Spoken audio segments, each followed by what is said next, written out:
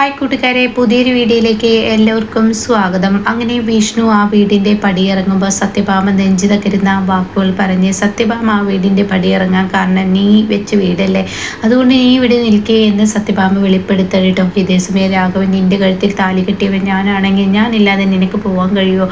ആ ബാഗിന് പകരം നീ എൻ്റെ കൈ പിടിച്ചല്ലേ ഇവിടെ നിന്നും ഇറങ്ങേണ്ടത്, അതുകൊണ്ട് തന്നെ ആരും തന്നെ ഇവിടെ നിന്ന് പോകണ്ട, തീരുമാനം ഞാൻ പറയാമെന്ന് അവിടെ രാഘവൻ വെളിപ്പെടുത്തട്ടോ. ഇത് കേൾക്കുന്ന സത്യഭാമയും വിഷ്ണു അവിടെ അങ്ങ് ഞെട്ടി നിൽക്കുകയാണ്. ഈ സമയം രോഹിത് പറഞ്ഞ ആ കാര്യത്തെക്കുറിച്ചാണ്. ജീവിതം മുന്നോട്ട് പോയി കഴിഞ്ഞാൽ തീർച്ചയായും അവരുടെ ജീവിതത്തിൽ എന്താണ് സംഭവിച്ചത്, സത്യാമ്മ ആവശ്യപ്പെട്ടതുപോലെ സത്യ ആരുടെ കുഞ്ഞാണെന്നുള്ളത് ഷാനി തന്നെ വെളിപ്പെടുത്തുമെന്ന ആ കാര്യത്തെക്കുറിച്ച് തന്നെയാണ് അവിടെ രാഘവൻ പറയുന്നത്. രാഘവൻ പറയണേ, എന്തായാലും ഇപ്പോൾ ഷാനിയെ ഈ വീട്ടിലോട്ട് കൂട്ടിക്കൊണ്ടുവരാൻ നിന്റെ മകൻ അവളില്ലാതെ കഴിയില്ല, നീ ഇല്ലാതെയും കഴിയില്ല. അതുകൊണ്ട് നിന്റെ മകൻ ഇനി ഒരു കൊക്കയിലോ ഒരു പുഴയിലോ ഒക്കെ ചാടണ്ട, ഒരു കഷ്ണം ഒരു കയറിൽ നിന്റെ മകൻ തൂങ്ങണ്ട, അതൊക്കെ വേണ്ടെന്ന് വെക്കാൻ നീ ഇപ്പോൾ നിന്റെ ഭാഷയങ്ങ് ഉപേക്ഷിച്ചാൽ മതി എന്ന് പറയണ്ട.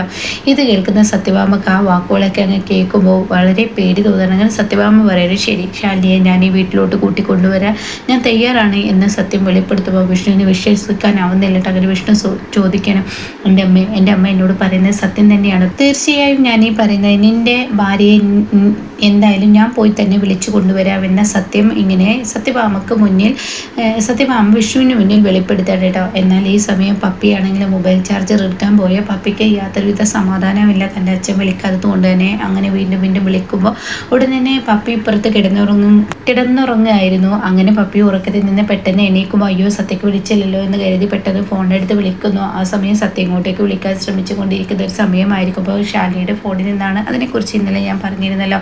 അങ്ങനെ അവർ തമ്മിൽ സംസാരിക്കുകയാണ്, അച്ഛനും മകളുമായി സംസാരിക്കുകയാണ്, സത്യയും പപ്പിയും കൂടി. ലാസ്റ്റ് സത്യം ആവശ്യപ്പെടുകയാണ്, എൻ്റെ അച്ഛൻ്റെ ഫോട്ടോ എനിക്ക് കാണണം, അയ്യോ ഇപ്പോൾ ഞാൻ ഫോട്ടോ എടുക്കാറില്ല, എൻ്റെ കുഞ്ഞിലെയുള്ള ഫോട്ടോ ഉണ്ട്, അത് മതിയോ? അതെങ്കിലും മതി എന്ന് പറഞ്ഞിട്ട് പപ്പി അങ്ങനെ ആ ഫോട്ടോ അയച്ചു കൊടുക്കുന്നുണ്ട് കേട്ടോ. ഈ സമയമാണെങ്കിലോ ഇപ്പുറത്ത് ശാരദാമ്മയും ശാലിനിയും കൂടി സംസാരിച്ചു കൊണ്ടിരിക്കുകയാണ്. ഇനിയിപ്പോൾ എന്താ ചെയ്യുക, വിഷ്ണുവിന് എന്തോ അവിടെ സംഭവിച്ചിരിക്കുന്നു. അപ്പോൾ ശാലിനി പറയണേ, അങ്ങനെയുടെ അമ്മയുടെ വാക്കുകൾക്ക് മൂല്യം കൊടുത്തിരിക്കുന്നു, ഇനിയും സത്യഭാമ വിഷ്ണുവേട്ടനെ പറഞ്ഞേക്കാൻ സമ്മതിച്ചിട്ടുണ്ടാവില്ല, മരണഭീഷണിയോ അങ്ങനെ എന്തെങ്കിലും പറഞ്ഞിട്ട് സത്യഭാമ അവിടെ പിടിച്ചു നിർത്തിയിട്ടുണ്ടാവും, അതുകൊണ്ട് ഇനി പ്രതീക്ഷിക്കേണ്ട അമ്മയെ, എന്തായാലും അകത്തോട്ട് കയറിപ്പോവാം എന്നും പറഞ്ഞിട്ട് ഷാലിനി അകത്തോട്ട് കയറിപ്പോവാൻ നിൽക്കുന്ന സമയത്ത് കാണാം വിഷ്ണു ചെകിരിപ്പാഞ്ഞും കൊണ്ട് തൻ്റെ ബൈക്കിൽ ഓടി വരുന്നതായിട്ട്. ഇത് കാണുന്ന ശാരദാമ്മ പറയുന്ന, മോളെ അത് വിഷ്ണു കുഞ്ഞ് വരുന്നേ എന്ന് പറയുന്നു കേട്ടോ. അങ്ങനെ ഈ സമയം ഇപ്പുറത്താണെങ്കിലോ അതിന് തൊട്ട് മുന്നെയാണ് ഇങ്ങനെ സത്യ വന്നിരിക്കുന്നത്. അപ്പോൾ സത്യ വന്നിട്ട് ഇങ്ങനെ പറയുന്നുണ്ട്, അമ്മേ എനിക്ക് അച്ഛൻ്റെ ഫോട്ടോ അയച്ചു തന്നു, എൻ്റെ അച്ഛനെ ഇപ്പോൾ വിളിച്ചിരുന്നു എന്നുള്ള സത്യം വെളിപ്പെടുത്തുന്നുണ്ട്. അപ്പോൾ ഉടൻ തന്നെ എവിടെ മോളെ ആ ഫോട്ടോ എന്ന് ചോദിക്കുമ്പോൾ ആ ഫോട്ടോ കാണിച്ചു കൊടുക്കുന്നുണ്ട് കേട്ടോ. അപ്പോൾ ഇത് വിഷ്ണുവിൻ്റെ കുഞ്ഞിലെയുള്ള ഫോട്ടോ ആണ്. അപ്പോൾ അവർ അത് തമ്മിൽ ചർച്ച ചെയ്ത് നിൽക്കുന്ന സമയത്താണ് വിഷ്ണു കയറി വരുന്നത് കേട്ടോ. അപ്പോൾ സത്യം കൂടെ ഉള്ളിലോട്ട് പോവുകയും ചെയ്തു കേട്ടോ. ഈ സമയമാണെങ്കിലോ വിഷ്ണുവോട് ചോദിക്കുന്നുണ്ട്, ശാരദാമ്മ കുഞ്ഞെ എന്തെങ്കിലും പ്രശ്നമുണ്ടോ, നീ എന്തെത്ര വഴുകിയെന്നൊക്കെ ചോദിക്കുമ്പോൾ ശനി നമുക്ക് പോവാം, എന്തായാലും വേറൊരു വീടെടുത്ത് താമസിക്കല്ല, എൻ്റെ വീട്ടിലോട്ട് നമുക്ക് പോവാം എന്നൊക്കെ ഇങ്ങനെ ആ ഒരു തീരുമാനം വിഷ്ണു പറയാനായിട്ട്. ഇത് കേൾക്കുന്ന ഷാലിനി ചോദിക്കും, എന്താ വിഷ്ണുവേട്ട അവിടെ എന്തെങ്കിലും പ്രശ്നം ഉണ്ടായിട്ടുണ്ടോ, സത്യമ്മ നിങ്ങളുടെ വീട്ടിലോട്ട് പോകാൻ സമ്മതിച്ചോ എന്നൊക്കെ ചോദിക്കുമ്പോൾ തീർച്ചയായും അമ്മ സമ്മതിച്ച് തന്നെയാണ് ഞാൻ നിന്നെ വിളിക്കാൻ വന്നത്, നീ വായോ എന്നൊക്കെ ഇങ്ങനെ പറയുമ്പോൾ അവിടോട്ട് ഇങ്ങനെ വീണ്ടും കുഞ്ഞ് വരികയാണ് കേട്ടോ. അമ്മ എൻ്റെ അച്ഛൻ്റെ ഫോട്ടോ എന്നൊക്കെ ഇങ്ങനെ പറയുമ്പോൾ ഉടൻ തന്നെ എന്ത് നിൻ്റെ അച്ഛൻ്റെ ഫോട്ടോ ഒന്നോ എന്താ ഇവർ പറയുന്നത്? അപ്പോൾ തന്നെ സത്യം പറയണേ, എൻ്റെ അച്ഛൻ വീണ്ടും വിളിച്ചിരുന്നു, എന്തായാലും എൻ്റെ അച്ഛനും വരുന്നുണ്ട് നമ്മുടെ കൂടെ എന്നൊക്കെ ഇങ്ങനെ വന്ന് കുഞ്ഞ് ചോദിക്കേണ്ട കേട്ടോ. അപ്പോൾ ഈ ഒരു വാക്കുകളൊക്കെ കേൾക്കുമ്പോൾ വിഷ്ണു എന്താണ് സത്യത്തിൽ എന്നുള്ള ആ ഒരു ഇതോടുകൂടി നിൽക്കുകയാണ്. അപ്പോൾ തന്നെ വിഷ്ണു ചോദിക്കുകയാണ്, എന്താണ് സത്യമോളെ എന്താ നീ പറയുന്നത്? അതെ എൻ്റെ അച്ഛൻ വിളിച്ചിരുന്നു, എൻ്റെ അച്ഛൻ്റെ ഫോട്ടോ എനിക്ക് അയച്ച് തന്നിട്ടുണ്ട് ബിഗ് ഫ്രണ്ട് എന്നിങ്ങനെ പറയണ്ട കേട്ടോ. അപ്പോൾ ഈ സമയം ഈ ഫോട്ടോ കാണിച്ചു കൊടുക്കാൻ അങ്ങ് ഒരുങ്ങുന്ന സമയത്ത് ഇപ്പുറത്താണെങ്കിലും പപ്പിക്ക് പേടി വരികയാണ്. ഈശ്വര, ഇനി എന്തായാലും ആ ഫോട്ടോ ആ ഫോണിൽ വെച്ചുകൊണ്ടിരുന്നാൽ അത് ആപത്താണ്, ഞാനാണെന്നുള്ള സത്യം വെളിപ്പെടും, അതുകൊണ്ട് തന്നെ ഇതിന് പിറകിൽ ഞാനാ കളിച്ചതെന്ന് അറിഞ്ഞു കഴിഞ്ഞാൽ എല്ലാവരും എന്നെ വഴക്ക് പറയും, അതുകൊണ്ട് തന്നെ ഈ ഫോട്ടോ ഡിലീറ്റ് ചെയ്യാൻ നല്ലത് എന്ന് പറഞ്ഞിട്ട് വിഷ്ണു ഇങ്ങനെ നോക്കുന്ന സമയത്താണ് കേട്ടോ ആ ഫോട്ടോ പപ്പി ഇപ്പുറത്ത് ഡിലീറ്റ് എവരിവണ്ണം അടിക്കുന്നത്. അതുകൊണ്ട് തന്നെ വിഷ്ണുവിന് ആ ഫോട്ടോ കാണാൻ കഴിയില്ല. ഇതോടുകൂടി വിഷ്ണു കുഞ്ഞിനോട് പറയണേ, നീ അകത്തോട്ട് പോയെന്ന് പറയണേ. അപ്പോൾ ഷാനി ചോദിക്കുന്നുണ്ട്, വിഷ്ണുവേട്ടാ അത് വിഷ്ണുവേട്ടൻ്റെ ചെറുപ്പത്തിലുള്ള ഫോട്ടോ അല്ലേ, അറിഞ്ഞുകൊണ്ട് ആരോ മനഃപൂർവ്വം വിഷ്ണുവേട്ടനും എന്നിടെ ഞാൻ കളിച്ചും കൊണ്ടിരിക്കണത് ആരാണെന്ന് ആൾ മനസ്സിലാവുന്നില്ല, വിഷ്ണുവേട്ടൻ്റെ കുഞ്ഞിലെയുള്ള ഫോട്ടോ ആണ് അച്ഛനാണെന്ന് പറഞ്ഞ് അയച്ചു കൊടുത്തിരിക്കുന്നത്.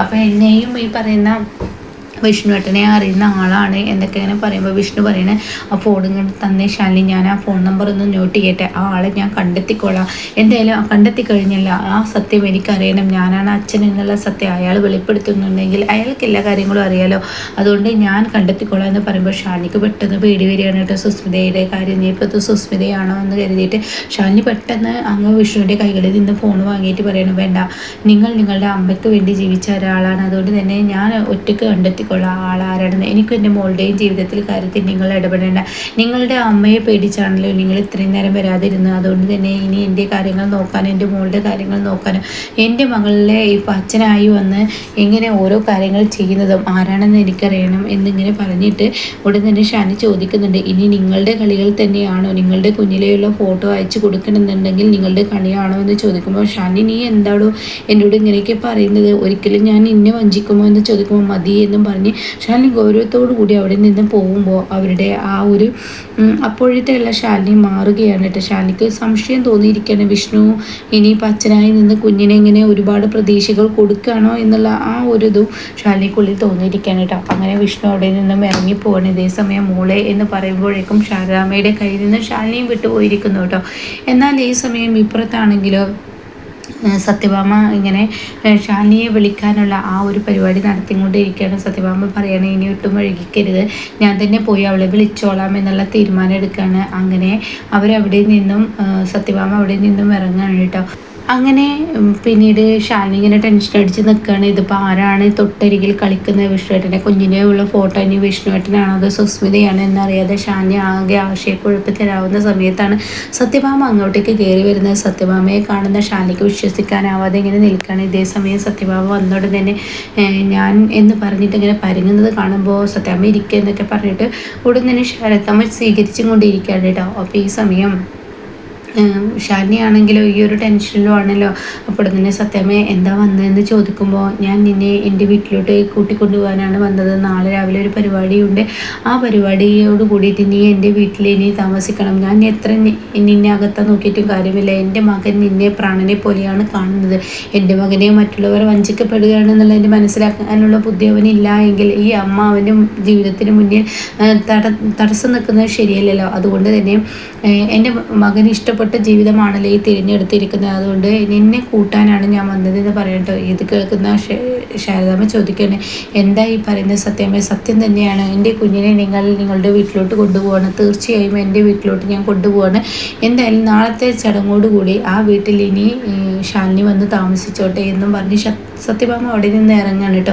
ഇതേ സമയം മോളെ എന്തായാലും പ്രശ്നങ്ങൾക്കൊക്കെ ഒരു പരിഹാരമാവുകയാണ്, എന്തായാലും വിഷ്ണുമോൻ വന്ന് വിളിച്ചപ്പോൾ നീ പോയില്ലെങ്കിൽ ഇപ്പോൾ വിളിക്കേണ്ടവർ തന്നെ വിളിച്ചിട്ടുണ്ട്, അതുകൊണ്ട് നിനക്കും വിഷ്ണുവിനും ഇനി സത്യഭാമയുടെ വീട്ടിൽ ഇനി താമസിക്കാം എന്നൊക്കെ പറയുമ്പോൾ ഷാലിനി പറയണേ, എന്തിനു വേണ്ടിയുള്ള വിളിയാണാവോ, ഇനി അവരുടെ മനസ്സിൽ എന്താണാവോ ഇങ്ങനെ ആലോചിച്ചിരിക്കുന്നത്, അങ്ങനെയൊന്നും ഉണ്ടാവില്ല, വിഷ്ണുവിന് മുന്നിൽ അവർ തോറ്റിരിക്കുന്നു, എന്തായാലും നീ ഇപ്പോൾ ഇനി അതൊന്നും ആലോചിക്കണ്ട, അപ്പോൾ ഉടൻ തന്നെ അമ്മേ ഈ ഫോട്ടോ അയച്ചത് ആരായിരിക്കുമോ എന്നൊക്കെ എന്ന് ചോദിക്കും, അതൊക്കെ പിന്നീടാവാം, വഴിയെ കണ്ടുപിടിക്കാൻ, നീ ഇപ്പം എന്തായാലും അങ്ങോട്ടേക്ക് പോകാനുള്ള ആ പരിപാടി ചെയ്തു എന്ന് പറയട്ടോ. ഇതേ സമയം ഇപ്പുറത്ത് രാഘവൻ ഇങ്ങനെ ശ്യാമയോടും രോഹിത്തിനോടും പറയണേ, എന്തായാലും ഇതിനൊക്കെ ഒരു അവസാനമായി അങ്ങനെ ഭാമ തന്നെ പിടിച്ചു കൊണ്ടുവരാനുള്ള ആ ഒരു പരിപാടി നോക്കുന്നുണ്ടല്ലോ, അത് തന്നെ വലിയ സമാധാനം, ഇനിയെങ്കിലും ഈ കുടുംബത്ത് മനസ്സമാധാനം വേണം, മഹാലക്ഷ്മി കയറി വന്നാൽ തന്നെ ഈ കുടുംബത്തിൻ്റെ മനസ്സമാധാനം തിരികെ കിട്ടും എന്നൊക്കെ ഇങ്ങനെ രാഘവൻ പറയണേട്ടോ.